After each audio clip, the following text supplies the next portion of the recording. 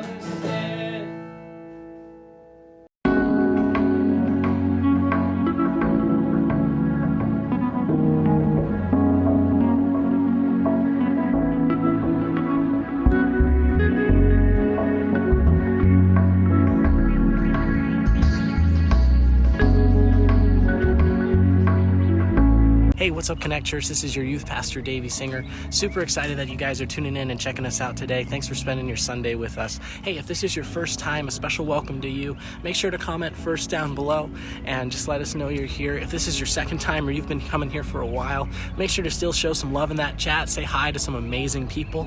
Hey, we got some amazing things coming in store for you guys that Ginger's going to talk about, and I'm going to share one of those things with you right now, just involved with Connect Youth. We want to take a moment to celebrate our graduating class of 2020. We want to make sure that we're invested in our future and are the leaders of our future. So if you want some more information on what we have in store for our graduating class, make sure that you're following and liking our page on Instagram and Facebook at Connect Youth. That's at Connect YTH, so that you guys can stay involved and invested in our graduating class of 2020 and see what we got in store for you. There's going to be a lot of really cool posts that we have up there that's going to give us a lot of details as to how you guys can really help support our graduating class. Other than that, though, Ginger, what do you got for us? Hey, good morning, Connect Church, and all our friends and family that are watching all around the world. It's another hot day here in Mesa, Arizona, but we're glad you're joining us. And I'm looking forward to David's message today, something new and just really helping us get through this time.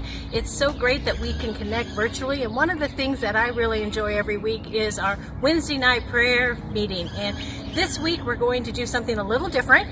We're going to have a communion along with that, and we're going to do it during Zoom.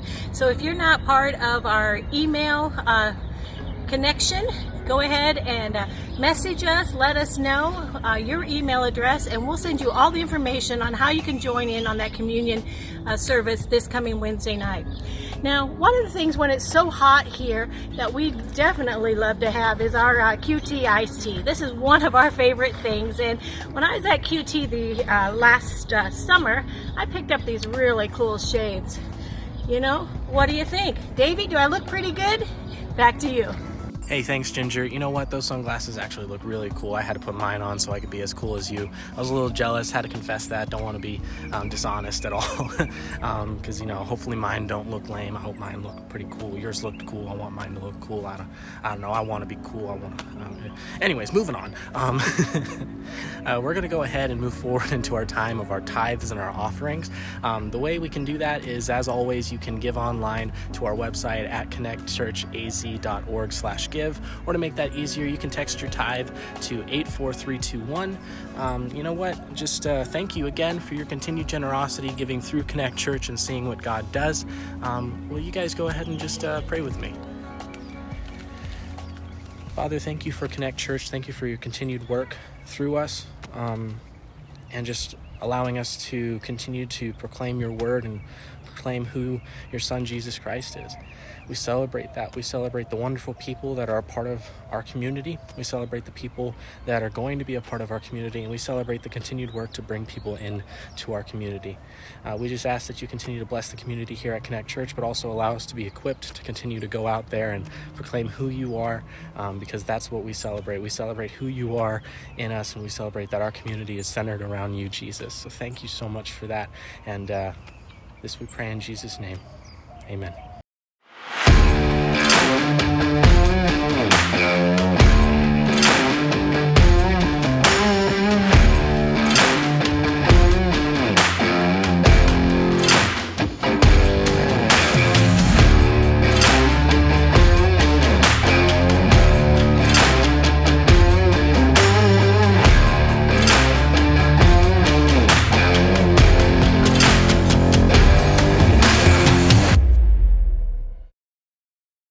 How many of you remember December 7th, 1941? For those of you old enough to remember that, you probably remember where you were. You probably remember how you felt. You probably remember what you did the next day. Because that was a defining moment in your life. That was a defining moment in the history of the United States. Many of you, most of you, are not old enough to remember December 7th, 1941, but I bet you remember September 11th. I bet you remember where you were when you first saw or heard of those planes flying into the Twin Towers. I bet you remember how it affected your life that day and the next day and over the next couple of weeks. Why? Because those kinds of things are defining moments in our lives. And they happen on a massive scale like that. They also happen on very, very personal scales. For instance, a defining moment in many of your lives was your wedding day. What life was like before that day was far different than what life has been like since that day. For others of you, the defining moment in your life was the birth of that first child. Some things changed in your life. How you viewed life, what you wanted out of life, how you loved and lived in life was different after the child was born than it was prior to the child being born. And sometimes we have defining moments in our lives, and they're just fun, right? And they're contextual. They're built around a season in life. Like, for instance, a defining moment in my life early on was when I was in the 7th grade. I loved football. I'd been playing football since I was like 4 years old. And as a 7th grader, I earned a starting position on the 8th grade football team. And in that season of my life at Southeastern Junior High School, that was an incredible defining moment for me. And I went on to enjoy football through high school and into college, but I still remember in my 8th grade year, my very first touchdown I ever scored in a meaningful game. It was against the perennial champions of the league. It was a defining moment for me in, 8th grade football, if you will. And you have those kinds of things. For some of you, the defining moment was when you went to the college that you wanted to get into. For others of you, it was when you graduated from that college. For others of you, it was when you started your first job. We all have defining moments, and sometimes they're on the macro scale. Sometimes they're more personal and meaningful. Sometimes they're on a very corporate type thing. Sometimes they're very tragic. Like, for instance, some of you, the defining moment in your life wasn't the birth of that first child. It was when you had a child die. For others of you, the defining moment in your life wasn't your wedding and getting married. It was the death of that marriage and a divorce you never saw coming. Defining moments happen all the time, and they happen around us, and we're in one now. And that's why I'm kicking off a 5-week series called Defining Moments. Because this whole COVID-19 coronavirus, this is uncharted territory. This isn't just an Arizona thing. This isn't a United States thing. This is a global thing. This is an all of humanity thing. This is a defining moment in all of human history. We are in uncharted territory, and we're having to learn how to do new things and respond in fresh ways. We're also learning new definitions of new terms. For instance, I don't know if all of human history, if there's ever been the phrase social distancing. You know what I mean? Can you imagine if social distancing had been around for a while? Like, for instance, how many Beatles fans we have out there? Can you imagine when they recorded the album Abbey Road, and the cover of that album that shows them crossing Abbey Road, if they had had social distancing, it probably looks a lot like this. Check out this picture. Hilarious, right? Well, what about the Olympics? They've been canceled for this year. But what if we were going to continue to have them, and we were going to practice and portray social distancing? Can you imagine the Olympic emblem looking like this? Of course, we're learning some other things too, and one of the memes that has just literally made me laugh out loud the first time I saw it, as it relates to social distancing and taking care of yourself, is this one. That picture's hilarious. The dog putting the cone on the human saying, "You're touching your face too much." And so we've got to learn all these things. Now, here's the cool thing. Well, you and I are still figuring it out, and you and I are still struggling.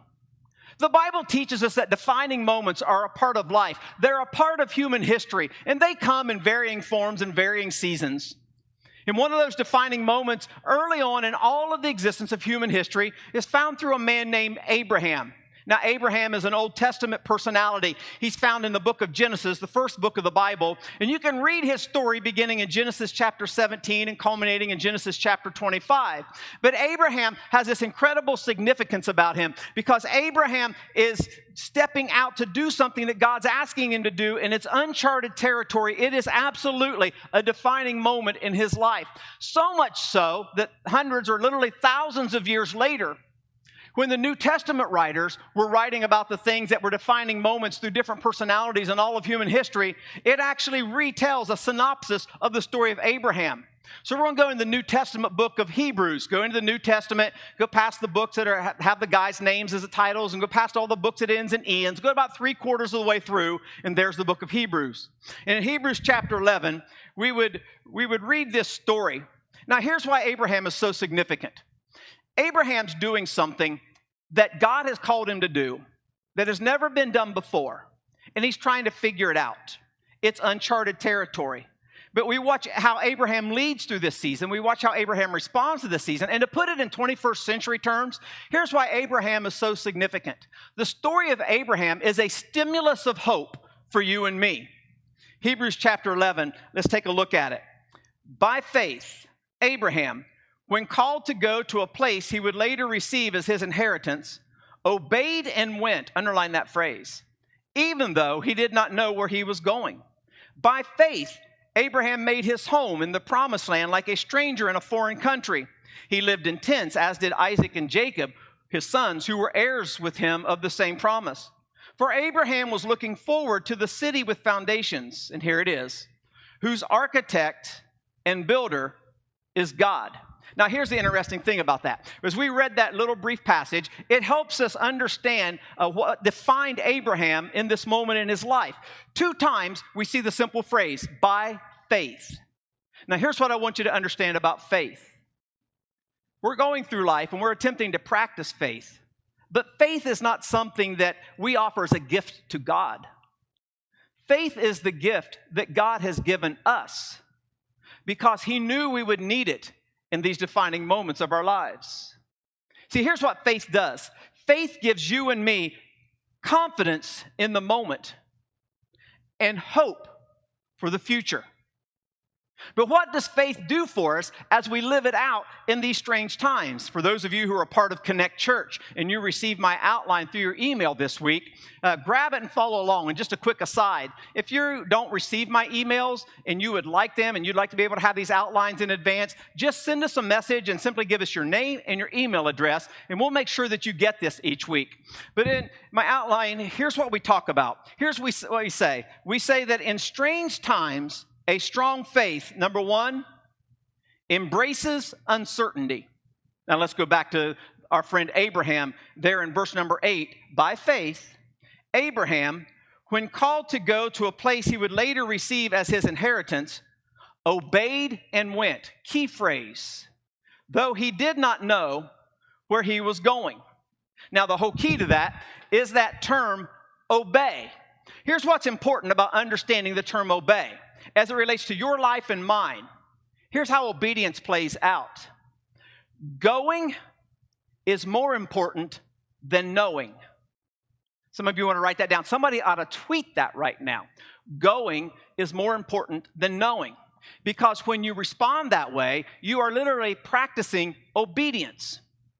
And that leads us to something that sociologists call transitional uncertainty. Basically, here's what that means. There are going to come times in life, defining moments in life, seasons in life, when you're going to come up against something that's inevitable, like we are right now. And as you come up against that situation, you get to choose how you're going to respond. Because in moments like this, you will either be filled with an understanding of how to develop your faith, or you're going to be filled with this sense of despair. That's why you need the stimulus of hope to continue to develop your faith and grow. But you're going to come up against a season, and you get to choose how you're going to respond to it. Let me give an example. Right now, in this current situation, my heart goes out very much so to those of you who are seniors in high school. You have worked so hard to go through all of your education. And yes, you're going to graduate. Yes, you're going to receive a diploma. But in my opinion, and sadly so, you're being robbed of one of the greatest ceremonies, the greatest celebrations in your life, the graduation ceremony. When I think about some of the seniors here at Connect Church, and I think about my friend Rachel Swanson. I think about Jaden McGee. I think about Nathan Babbitt. You're being robbed of this experience. And that's bothered me so much as you're going through this transitional season in your life that here's what we've decided to do. Breaking news, Connect Church. On Saturday morning, May 17th, in our parking lot out here at 10 a.m., we are hosting a drive-through graduation celebration. And we were all excited, and we started reaching out to these 3 students and asking them about their participation, which they agreed to. We told them to invite their friends, and their friends are getting robbed of this. They don't have a church chance. They get to come and do this. And then here's what happened. It started taking on, literally over just the last 3 or 4 days, started taking on a life of its own. So much so that those friends started calling friends. And then here's what happened.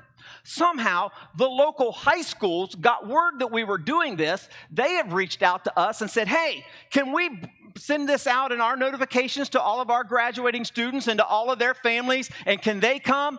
And so what was going to be something that we were going to do internally for like 3 kids and maybe a couple of their friends, we could have dozens, maybe even hundreds of graduating seniors here on May 17th, 10 a.m. So Connect Church, guess what we need you to do?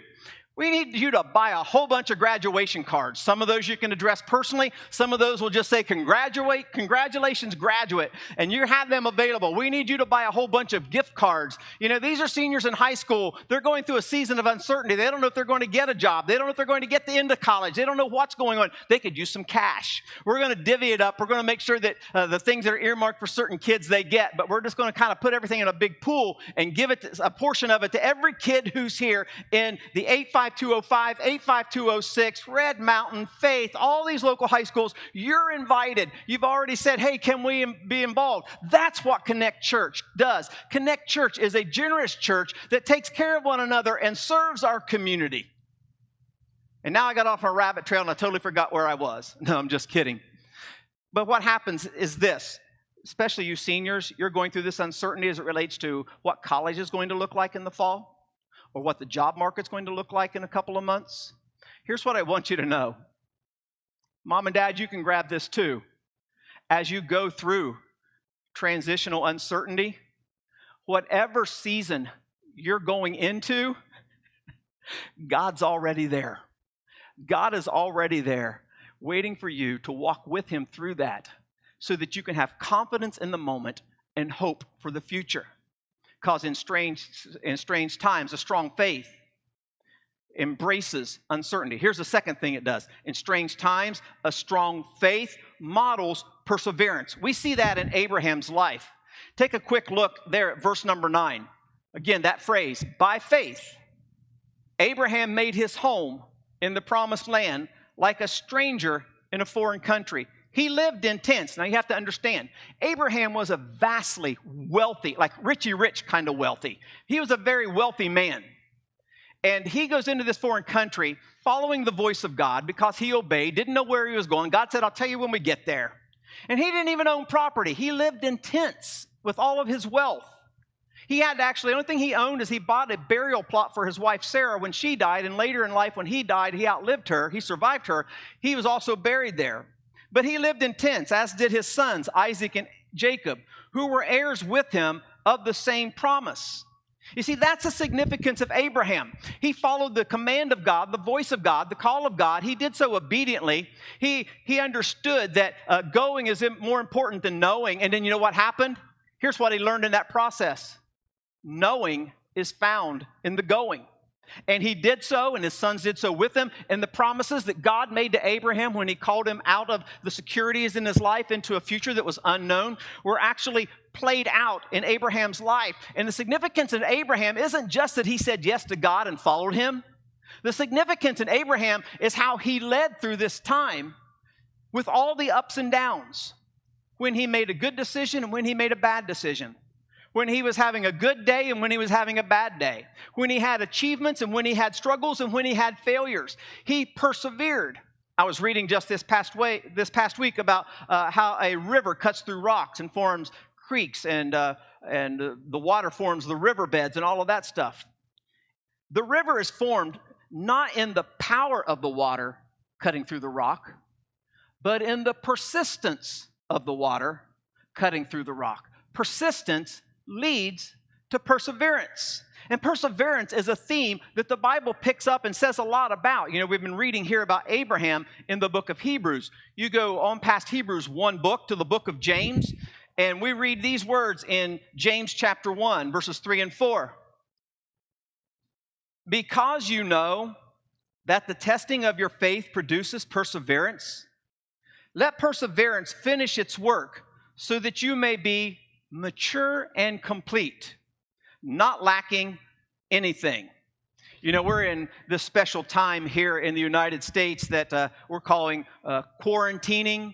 We're talked about what it means to do our separation in place. And have you noticed this?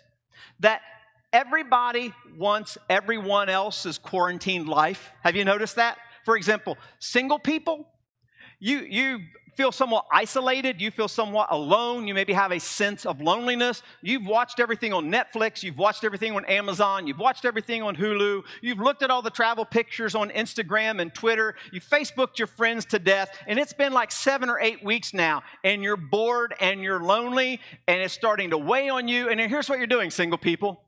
You look at your married friends. Oh, man. Look at them. They get to spend time with their children and teaching them and helping them with their homework. And they get to take their kids on bike rides. And they and their spouse get to have late night conversations. And all I've got's another book that I don't feel like reading. And single people look at married people in quarantine and sheltering in place and going, I want their lives. But single people, be encouraged, because you know what's going on? Yeah, married people are looking at you going, oh, good night. They are so fortunate.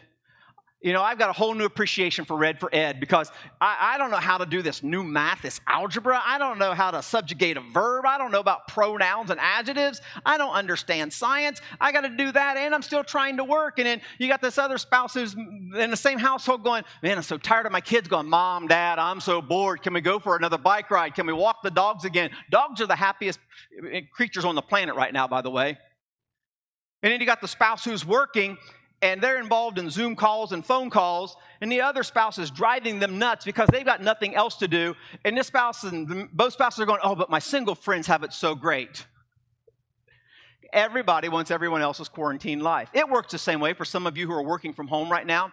Yes, you're blessed to continue to have an income. Yes, it's an honor for you to continue, but you're going, good night. If I have to do one more Zoom call today, I'm going to break my computer and smash it to smithereens. And I'm so tired of the phone ringing. And I actually worked less when I was going to the job and coming home. It seems like now everybody thinks I'm available 24/7. It's nonstop. I'm so tired of working. I got all these books I never got to read. I never got to binge watch a single thing on Netflix or on Amazon or on Hulu. It's driving me nuts. I'm getting no rest. And you got the people over here who've got nothing but rest. They've read all the books. They've watched all their shows. They've binge watched all their favorite things 3 times. And they look at their working friends, and they've been furloughed. They've been laid off. They don't know if they're going to have a job to go back to. Go, oh, I want their life. At least they're still getting a paycheck, and at least they still have meaning, and at least they still have something to do. I'm just kind of stuck, because everybody wants everyone else's quarantine life. And churches, we're the same way. You know, here at Connect Church, we're very blessed on scale to have some folks who understand high tech and have an elder board and a staff that understands high touch and how we care for our people and how we serve our community and how we share these services with you and our midweek prayer groups and our Zoom communion things and our online classes. But sometimes our eyes wander to the church that's a little bit bigger with a little bit more technology. And you see, man, how did they record that band or that choir or that team? And they did all that music and everybody's in their own home. And I wish we could do that. Or they got like 3 cameras set up. David's just looking into one every week. By the way, we do that on purpose. But then we look at these other churches and go, well, they're still meeting. They're a smaller church. No, they're still meeting. And one church looks at another church. Bigger, larger, smaller, higher tech, lower tech, still meeting, decentralized. And to one degree or another, churches want other churches quarantined life. And God's calling us to more than that. Because here's what I want you to understand. 100 years from now, if your story was being recorded like Abraham's story, what would be said about you? What would be said about your level of faith and how it grew in this moment? What would be said about your levels of generosity as you gave through your church and as you served in this moment?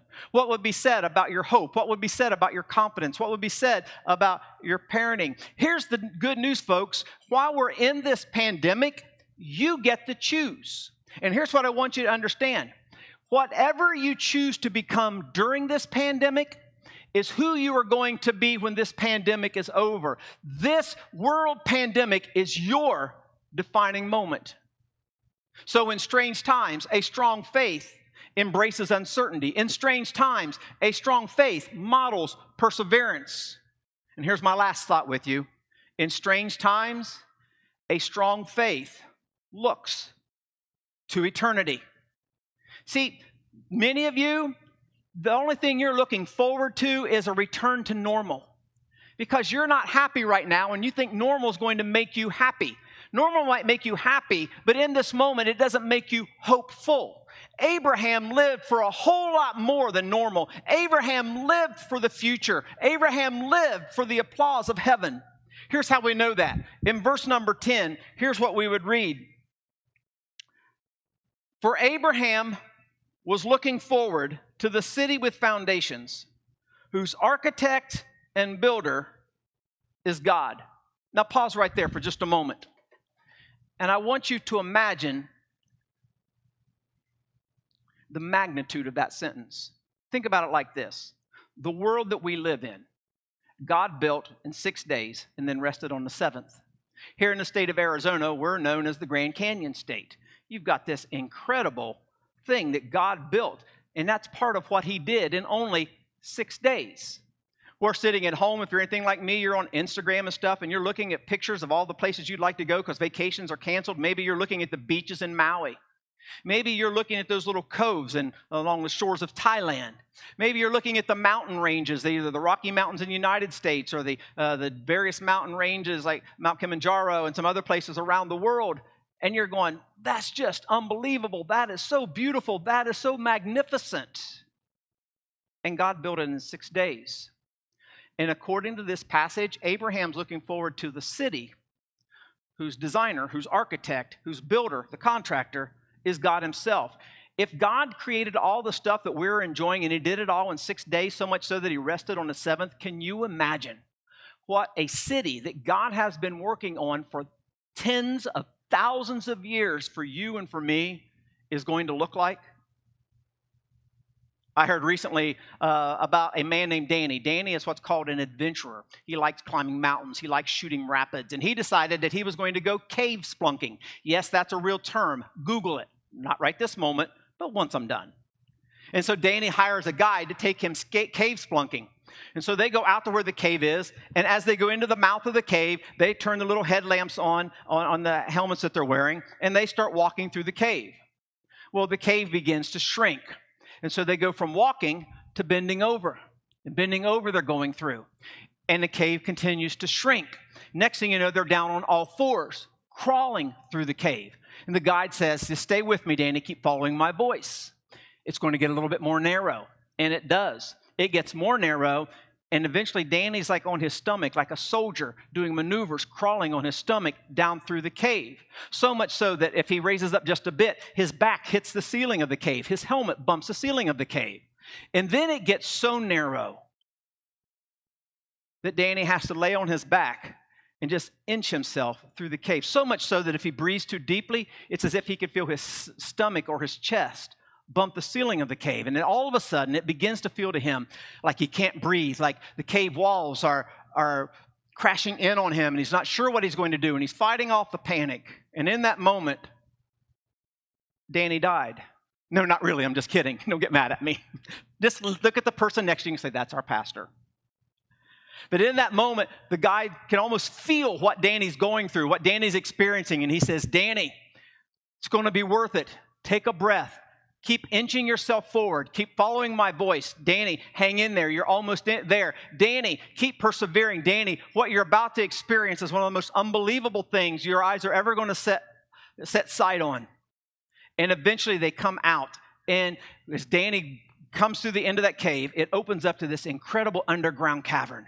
And there in that cavern is this ginormous lake, and the water is crystal clear and it's blue. And the cavern is so enormous that there's this waterfall with water seeping down through the earth and into this cave and filling into that lake. And it is the most unbelievable, unmistakable thing that Danny has ever laid his eyes on. And he was able to appreciate it. He was able to experience it. He was able to enjoy it because he persevered when he didn't feel like keeping going. He never gave up when he felt like stopping. When he began to panic, he followed the voice of his guide. And that's what God is saying. Hey, don't give up. Keep persevering. There's a city that I've been preparing for tens of thousands of years, and there's a place there for you. Back in World War II, there were 3 American soldiers who became very, very tight-knit friends. And they shared quarters together. They shared meals together. They shared on the front lines of the battlefield together. And sadly, one of those soldiers died. Well, his friends didn't just want to leave him there in this foreign land, and so they began to look around the hillside of France for a special place where they could bury him. And eventually, they found this little church that had a chapel, and inside the walls of the church, there was the chapel, and then there was also beside the chapel, there was like a cemetery, a little graveyard, and they went into the church, and they found the leader of this church, and they asked if they could bury their friend in that cemetery. And the leader of the church looked at them sympathetically and shook his head and said, "I'm sorry, guys, but your friend was not a member of our church. Your friend was not baptized in our church. And unfortunately, we can't allow him to be buried inside the walls of this church. But what you can do, if you want, is you can take him right outside the walls and you can bury him there and you can mark his grave there, and we will, of course, honor that." And the guys were disappointed, but they thought that was the best case scenario that they were going to be able to incorporate into this situation. So they took their friend's body out, they dug the grave, they marked the grave, and they went on with life. Several years after the war had ended, these two men who remained friends post-war decided to go back to France and kind of truly honor their friend, memorialize him. They go back to that church and they start walking around the walls and they can't find the grave. Well, they had very vivid memories of where they had put the grave, of how they had marked the grave, but it was not there. And so they went inside the church, and the leader of that church was still there. He's very elderly by now, and they say, "Hey, look, I don't know if you remember us, but we buried our friend outside the walls of your church, and now we can't find his grave. Did somebody exhume his body? Did somebody move it?" And the leader looked at them, and about half smiled with great humility. He said, "Guys, when you left here that day, and I watched you through this window bury your friend outside the walls of church, I went to bed that night, and I couldn't sleep. It bothered me. My spirit was restless, and I knew that I had made a bad decision. So the next morning, I got up very early, and with my own hands, I began to tear down the stones that made the walls of that church. And a couple of friends of mine came, and with our own hands, we got some more stones, and we moved the wall of the church so that it encompassed the gravesite of your friend. He's right out there." And folks, that's what God did. See, a few weeks ago, we celebrated Easter. And we celebrate the old rugged cross, and we celebrate the Saturday, and we celebrate the empty tomb. But the essence of Easter is what God did, is God moved the walls of heaven down to earth so that it could encompass you and me because of what Jesus Christ did on the cross. And in so doing, He opens up all of heaven to you and to me, and so that we can celebrate life with Him. And He's been building this city for us to come, and it'll be paradise, and live with Him forever, through ever and ever. And all you have to do to live in that city is to ask Jesus Christ to come into your life. That's it. Wherever you are, whatever you've done, whatever defining moment in your life has brought you heartache, there's a new defining moment waiting for you right now, a divine appointment with the builder and the designer and the developer of the city, ultimate city of hope. I'm going to ask you in the privacy of your own home right now to bow your head. And with genuine sincerity in the privacy of your mind, simply repeat this basic prayer after me. Lord God, thank you for making heaven available and accessible to me. Thank you for loving me enough to send Jesus Christ to earth, move the walls of heaven, that He would sacrifice Himself and give me the opportunity to say yes to you. And so, Jesus, I'm sorry for my sin. There are some defining moments in my life I'm not proud of. Would you forgive me of my sin? Jesus, would you come into my heart today? Would you become my forgiver, my leader, my Lord? Jesus, from this day forward, I give my life to you. I pray these things in your name. Amen. Thank you, folks. James is going to lead us in another song. We'll see you next Sunday.